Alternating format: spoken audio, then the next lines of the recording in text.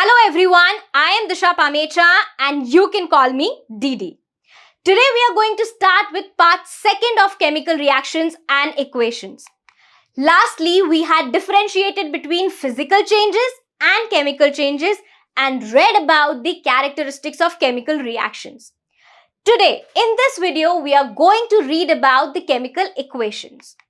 We have talked a lot about chemical reactions and now today we are going to bring those chemical reactions onto paper. So the competency of this video is that we are going to learn how to write a chemical equation and at the same time we are going to learn how to balance it. So let's start. Before starting, just tell me one thing, that if you have to write 2 plus 2 is equals to 4, how will you write it? Will you write it in a form of sentence or you will simply write 2 plus 2 is equals to 4? Of course, we are going to write it like this.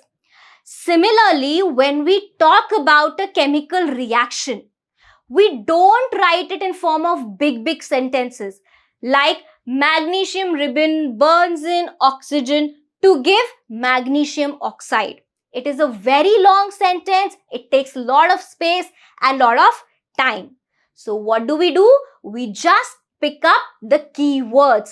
And what are the keywords? Magnesium. The first keyword is magnesium.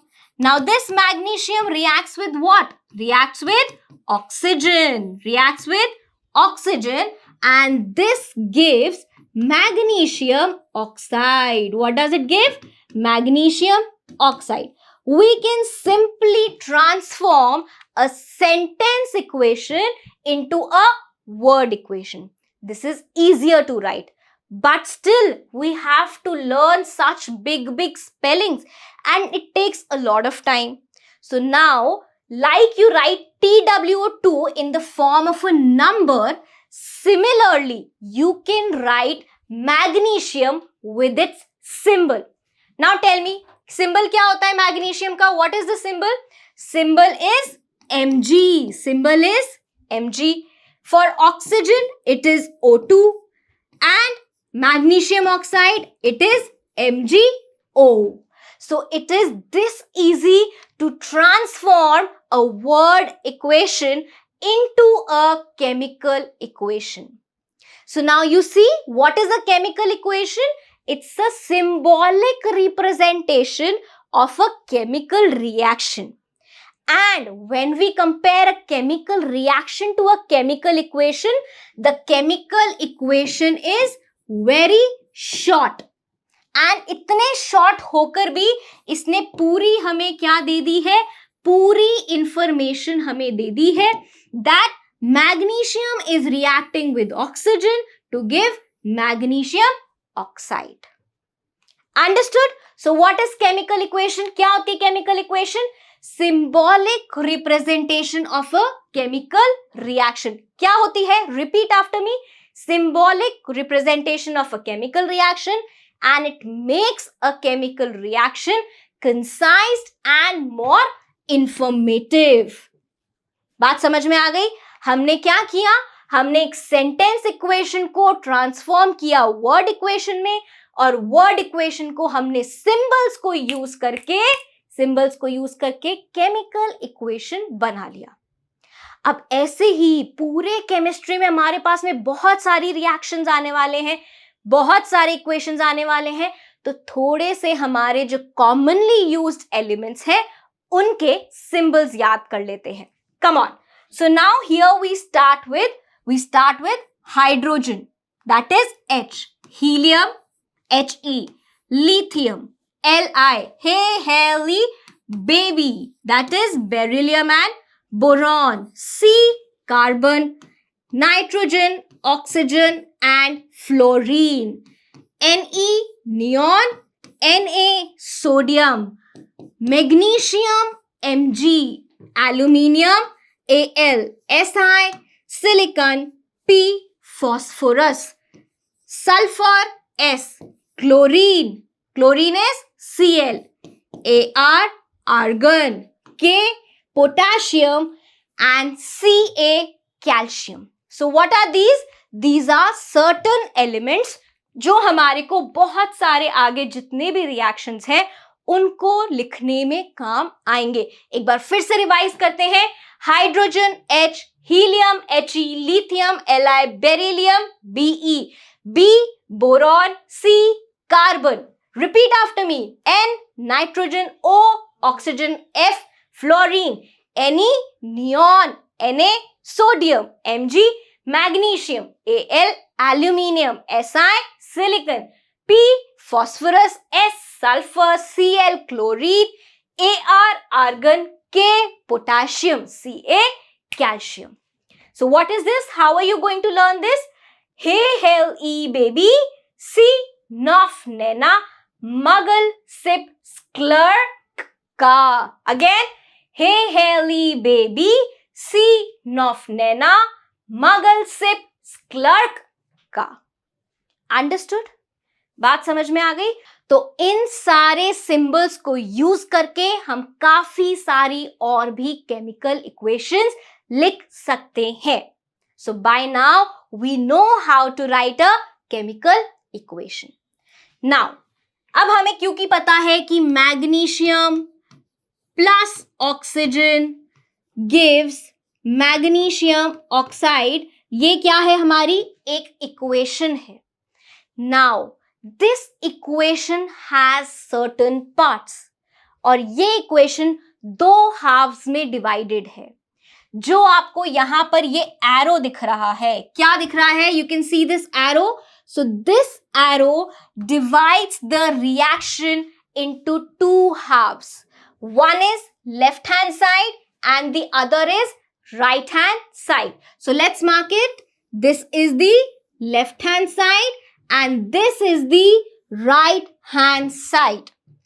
जो भी हमारे elements या compounds left hand side पे होते हैं उनमें क्या होता है? कुछ chemical change होता है. क्या होता है? chemical change होता है. एंड जिनमें भी केमिकल चेंज होता है, जो आपस में इंटरैक्ट करते हैं, उनको हम क्या बोलते हैं? Reactants, which react with in themselves. And ये रिएक्टेंट्स रिएक्ट करके कुछ नया बनाते हैं. They form a new substance and इस न्यू सब्सटेंस को हम क्या बोलते हैं? प्रोडक्ट बोलते हैं. What do we call it? We call it product. So the arrow divides the reaction into two halves. That is reactants on the left hand side, and products on the right hand side. If we have more than one reactant, अगर एक reactant से ज्यादा reactants हैं, उनके बीच में हम plus लगा के लिखेंगे. सिमिलर मैनर में अगर प्रोडक्ट में भी हमारे पास एक से ज्यादा प्रोडक्ट्स हैं तो हम प्लस लगा के लिखेंगे. तो हमने क्या पढ़ा अभी तक कि किसी भी केमिकल रिएक्शन में हमारे पास क्या होते हैं? लेफ्ट हैंड साइड पे एरो के रिएक्टेंट्स होते हैं एंड राइट हैंड साइड पे हमारे पास में प्रोडक्ट होता है. और ये कौन डिवाइड करके जाता है? एरो डिवाइड करके जाता है. Now the question arises कि dd 2 plus 2 में तो हमने equals to 4 लगाया था. रिएक्शन में ये एरो क्यों लगाया? यहां पर भी हम Mg plus O2 equals to MgO लिख देते. So there is a significance, there is a reason कि हमने ये एरो लगाया है. Look very carefully and listen very carefully. This arrow is giving you the direction of the reaction. ये arrow क्या बता रहा है आपको कि जो आपका reaction है वो कौन सी direction में जा रहा है? क्या जा रहा है? कौन सी direction में जा रहा है? It tells you the direction of the reaction. Secondly, the arrow points towards the products. It will tell you which are the products. Points towards the products. Understood? बात समझ में आ गई? तो हमारे रिएक्टेंट्स क्या है? Reactants are those substances which undergo a chemical change in a reaction. They are written on the left hand side with the plus sign between them. What are products? New substances. What are products? New substances which are written on the right hand side with the plus sign between them. With the plus sign between them. What is the significance of arrow? Arrow will tell you the direction of the reaction. It indicates direction of the reaction. Secondly, it will point towards the products. It will point towards the products. Understood? Okay. After knowing all this, how to write a chemical reaction into chemical equation, what are reactants, what are products, what does an arrow do, we have a complete equation in front of us. Now, take 2 seconds and look at the reaction. देखो एक बार इसको, क्या कुछ आपको अजीब लग रहा है? देखो यहाँ पर क्या हो रहा है, एक मैग्नीशियम 2 ऑक्सीजन के साथ में रिएक्ट करता है, MgO बनाता है. एक मैग्नीशियम 2 ऑक्सीजन, उधर एक magnesium 1 oxygen. Oh no, I have lost 1 oxygen. 1 oxygen is missing. दया को बुलाना पड़ेगा ऑक्सीजन ढूंढने के लिए. यानी कि यहां पर जो हमारे पास में रिएक्टेंट्स है और जो हमारे प्रोडक्ट्स हैं, they are not balanced. They are not balanced. इस केस में रिएक्टेंट्स हमारे पास में ज्यादा है. हमने 2 ऑक्सीजन दिया था पर हमारे को प्रोडक्ट में तो 1 ही मिला. दिस मीन्स मैंने अगर 5 रुपीज की 2 चॉकलेट्स दी, 10 रुपीज दिया और मुझे 1 चॉकलेट मिला, तो ये तो क्या है, बिल्कुल नाइंसाफी है ना. तो भाई यहाँ पे तो कोई क्या हुआ है, केमिकल लोचा हुआ है. सो ऐसी रिएक्शन को जहां पर आपके रिएक्टेंट्स और प्रोडक्ट्स इक्वल नहीं होते हैं, ऐसी रिएक्शंस को हम बोलते हैं अनबैलेंस्ड केमिकल इक्वेशंस. या तो रिएक्टेंट्स प्रोडक्ट से ज्यादा है या फिर प्रोडक्ट्स रिएक्टेंट से ज्यादा है. दैट मीन्स जो हमारे पास number of atoms of each element है रिएक्टेंट में, that is not equal to number of atom of each element in products. And ऐसी केमिकल इक्वेशंस को हम क्या बोलते हैं, हम बोलते हैं skeletal equation. It is just like a skeleton. It's just like a white skeleton. It does not have balancing of mass. So you can say that mass is not equal on both the sides. Right? So what do we have to do? We have to balance these chemical equations.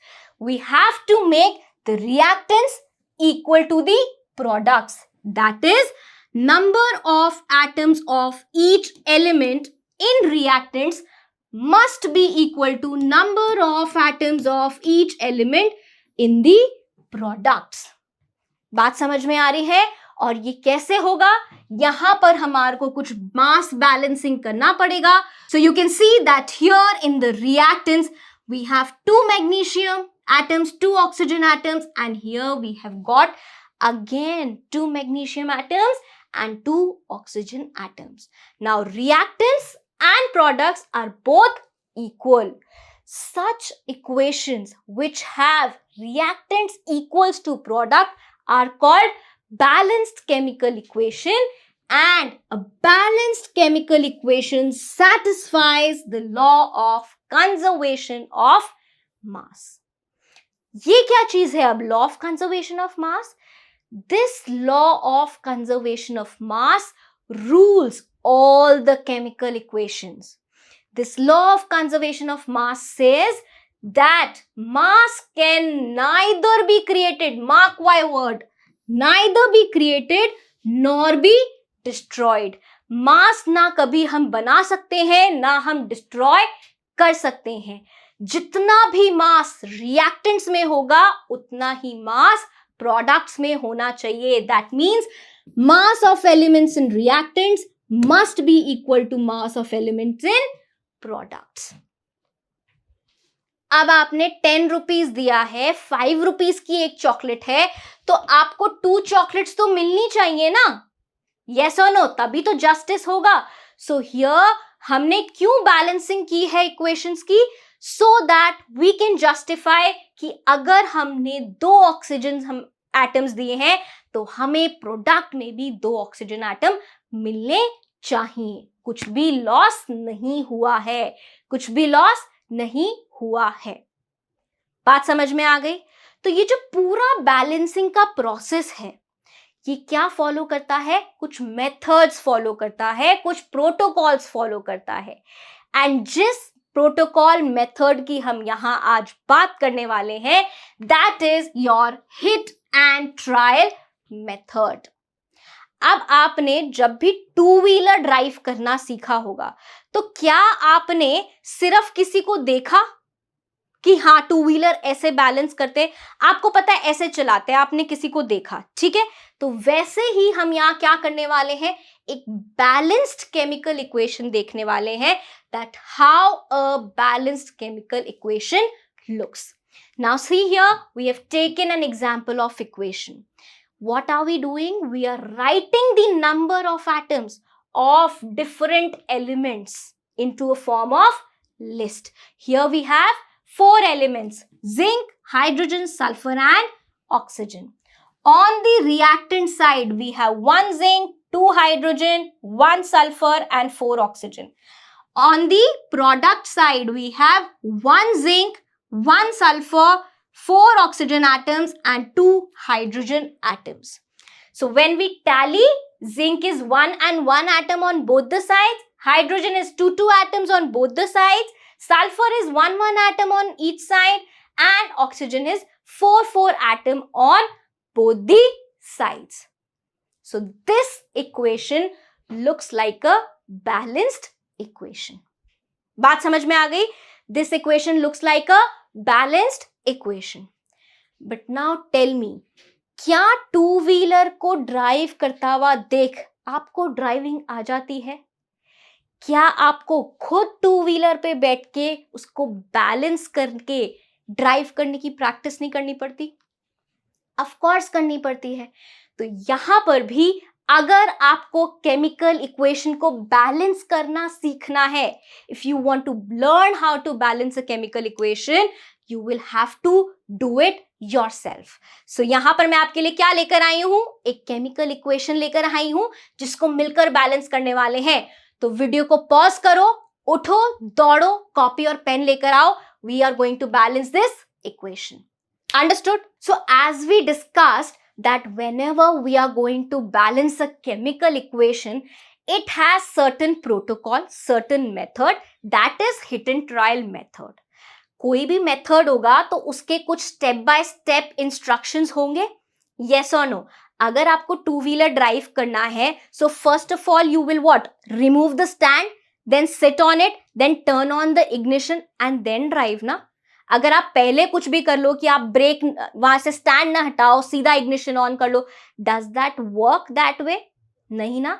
Similarly balancing a chemical equation also has certain steps. So the first step is that we are going to draw boxes around each and every formula. Let's take this reaction on a fresh page.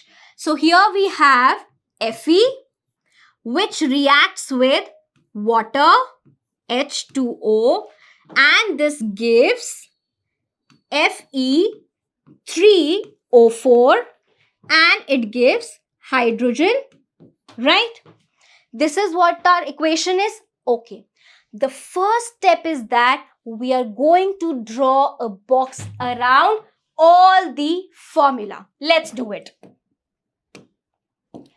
Drawing a box around Fe, then we draw a box around H2O, then we draw a box around Fe3O4 and we draw a box around H2. Now make it a point, right? Star बना के अपनी copy में लिख लो that whatever change we are going to do here, it is not to be done inside the box. Box को हमने close क्यों किया है? बॉक्स के अंदर कोई भी चेंज नहीं करना है. मार्क माई वर्ड्स, स्टार बना के लिखो वहां पे, ठीक है? नाउ अब हमें क्या करना है, जितने भी एलिमेंट्स हैं यहां पे, आयरन है, हाइड्रोजन है, ऑक्सीजन है, उनके एटम की एक लिस्ट बनाएंगे। बात समझ में आ गई? चलो, we'll draw a table here, right? We'll draw a table here so that we can tally the number of atom of each element in that table. Understood? Yes or no? Okay. So on one side, we are going to write elements. Then we are going to write reactants. And then we are going to write products. Understood? What elements we have? We have iron, we have hydrogen, and we have oxygen.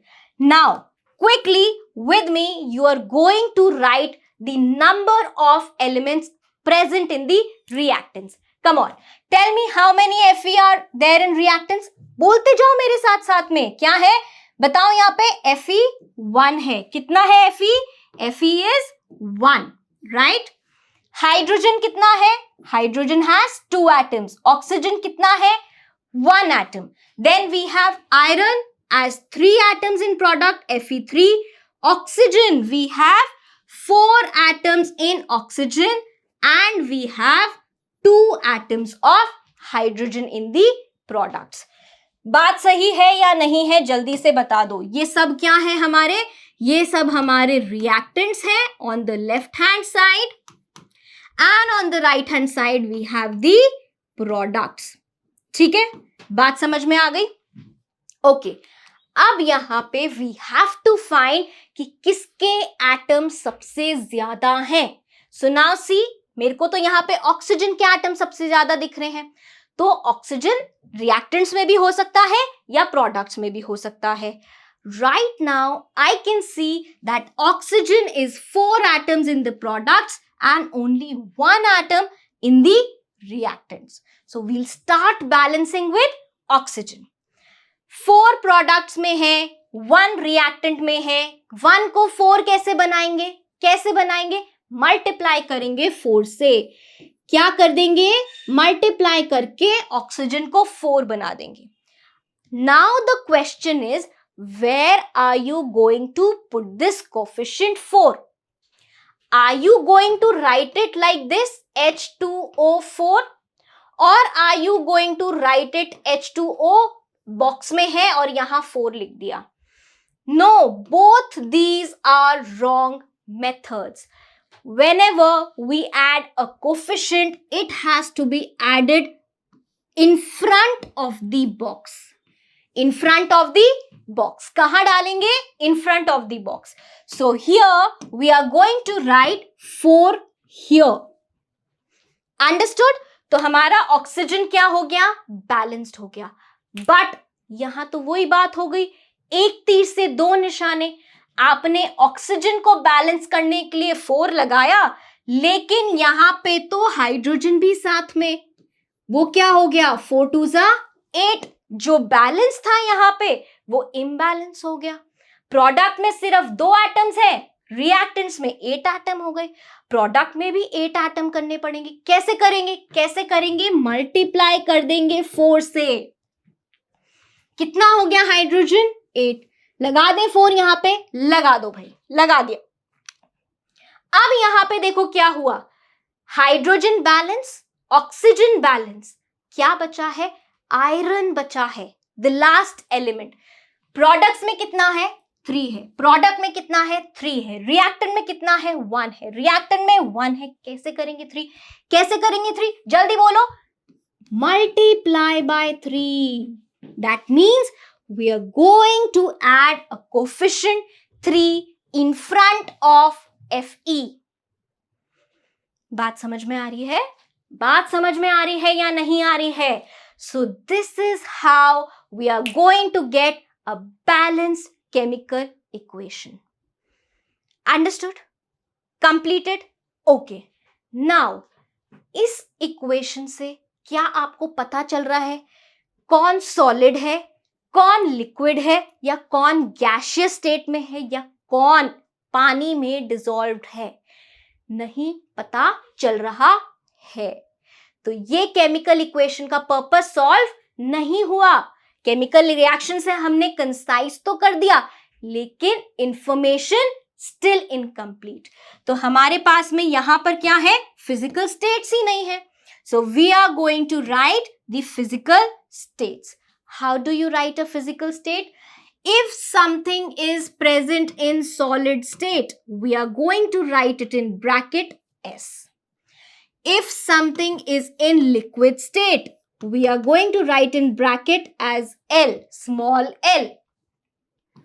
If something is in gaseous state, we are going to write G, small g in brackets. And if something is in aqueous state, that is, it is dissolved in water as a solution, we are going to write it as AQ. Do you remember that reaction? Lead nitrate, potassium iodide, aqueous solution, दोनों के powder लेके water में dissolve किया था. Those were aqueous solutions. And if you see H2O written as this means it is steam. So when we look at the previous equation, we will say that Fe is present as solid, S. Water is present as steam, G. Fe3O4 is present as solid, and H2 is present as gas. So now I see this reaction, chemical equation as complete. It is short, it is concise, symbolic representation of a chemical reaction, and it is informative. It is telling me what are the reactants, what are the products, which direction is the reaction going in, and what are the physical states of my reactants and products. So mission accomplished. We have completed writing a chemical equation and balancing it. Let's quickly give a quick revision to our writing of chemical equation and balancing it. What are we going to do? Let's revise the steps together. बोलते जाओ मेरे साथ साथ में. First of all, create a box. First of all, create a box around each formula. Secondly, make a list of number of atoms of all elements. Thirdly, जिसके पास में सबसे large number of atoms है उसको सबसे पहले balance करो. Fourth, बाकी बचे वे सारे एलिमेंट्स को बैलेंस करो. फिफ्थ, एक बार जब आपको लगे कि बैलेंस हो गया है तो चेक करो कि सारे एलिमेंट्स बैलेंस हो गए हैं या नहीं हो गए हैं. And last step, right the science of physical states. Right the science of physical states. Step 1 क्या करोगे? मेरे साथ में करोगे. आराम आराम से सुनो. Draw a box around each formula. ध्यान क्या रखना है?